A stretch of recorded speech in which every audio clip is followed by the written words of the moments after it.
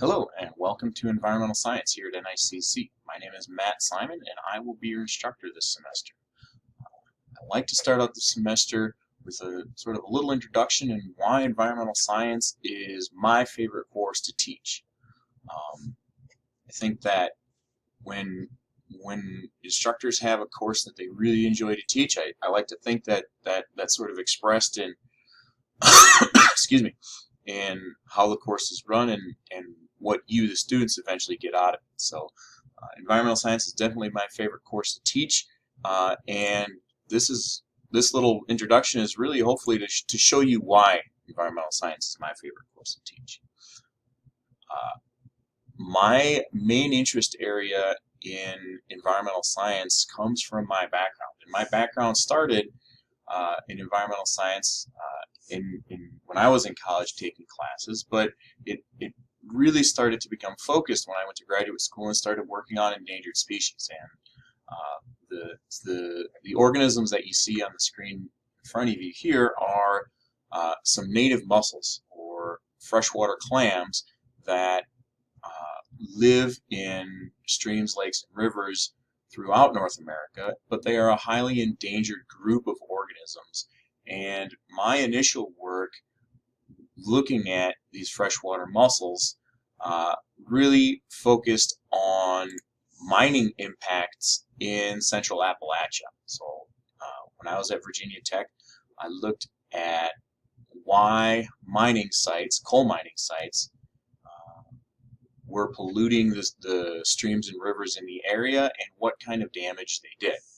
This picture here is a picture that I took of a mining site in Southwest Virginia, and excuse me, here we see what's known as acid mine drainage, and you can see here the water in the stream, that the water is flowing from right to left, and you can see that the bottom of the stream is coated in this red metallic coating, and that's iron that's been dissolved out of the rock because of the acidity associated with the chemistry in these geological layers that were mined out. You can see that the hose with the nozzle there, that's a sodium hydroxide. You know that as Drano, so there's a huge tank of that sitting up on the hill, and that's dripping into the stream here to raise the pH of that water. And you can see where that nozzle's dripping into the water. There's this white sort of coating on the rocks as well. So, and that's where aluminum, as the pH changes, the aluminum drops out of that mine discharge. And so what we have is a lot of heavy metal, high acidity water coming out of these mine sites. Here's another picture that I took of a mine site. So uphill to the left of this picture is a reclaimed mine site, so there's grass growing on it, but the water that's moving off of this site is highly toxic. So red water, you can see the red is iron again, yellow is sulfur and other compounds. You can see a little bit of black in that picture, and that's magnesium. So this is work that I've done in the past and really keeps me interested and engaged in environmental science. One issue that I was looking at was a type of mining called mountaintop removal, where they literally take the top off the mountain to extract coal from these seams. Here we have a picture taken from one ridge top looking across into some active mine sites, and you can see them moving sort of in this sort of mid-ground, moving back into the background there. And you can see some of the scale of these mountaintop removal sites in Virginia and West Virginia. There's yours truly standing on a rock, and you can see the rock around my feet there. I was looking at acid mine drainage at a site and really trying to work at figuring out ways to help companies deal with these issues so that they can remain in compliance with regulators, and trying to strike this balance.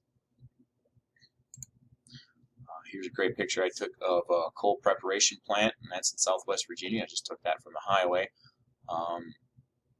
Here they're taking coal that's been mined and washing it, crushing it, and preparing it, basically loading it on train cars and sending it off to power plants to be burned as fuel for electrical generation. So my early, excuse me, my early days looking at environmental studies issues in really a more focused and specific way really centered around these sort of mining impacts in Southwest Virginia and West Virginia, and a little bit in Eastern Kentucky, but in Central Appalachia. While I was working in that area, I also became interested in wetlands and the restoration of habitats. And if you look at wetlands as a specific habitat type, we can see that in many places we've lost much of our wetland habitats. And this idea of restoring habitats really was peaked in when I was working in these sort of mining contexts, and really my interest started to be driven towards restoring habitats for the development of natural functions that really have been lost over time. And you can see that, you know, this is a fairly out-of-date map, but it should give you a pretty good idea about how much of an issue wetland loss is across this country. If you look at a state like Iowa, we've lost 89, probably more than 90% of our wetlands at this point. Different states around the country have different amounts of wetlands that they have lost, but these habitat types tend to be looked at by property owners as wasted space or areas that are unproductive. But if you look at broader ecosystems, broader sort of regional contexts, so beyond those of the sort of directly personal impacts, the value of wetlands is enormous with biodiversity, ecosystem functioning. If we look at water filtration, denitrification, just general sort of habitat for species, wetlands are incredibly important. And so when I was building these sorts of ideas and my interest areas, looking at restoration, reclamation, I really became interested in looking at how people can go back to these highly impacted landscapes and help to reclaim and restore these areas, and also looking at what sorts of species are there. Are we introducing invasive species? Are we utilizing native species to their maximum potential? And lots of these sorts of biodiversity questions are things that I'm interested in. So I hope this little brief introduction gives you a little bit of background about myself and why I'm pretty passionate about teaching about environmental science.